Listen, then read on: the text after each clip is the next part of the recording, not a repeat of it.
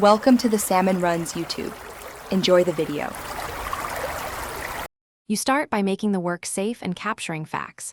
Park level, set the parking brake and run the OBDRoman2 scan to pull fault codes. Once you have codes, note them and the conditions they occurred in. This tells you why the system flagged a fault.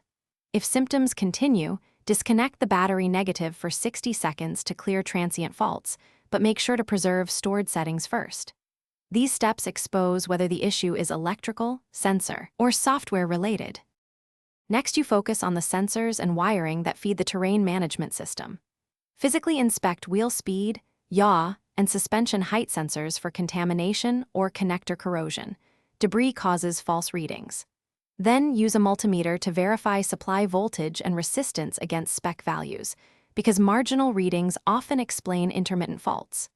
If you find damaged wires, cut back to clean copper, crimp or solder with heat shrink, and use dielectric grease to prevent future corrosion. This isolates hardware causes before you touch software. Now you perform calibration and relearn routines so the system trusts the corrected inputs. Follow the service manual, cycle ignition, run dealer-level calibration, and initiate ECU relearn sequences. Once done, clear stored codes and execute a controlled road test through each terrain mode while watching live data for spikes or mismatched values. If the fault returns, document exact mode, speed, and live numbers. Make sure to escalate to dealer support with log.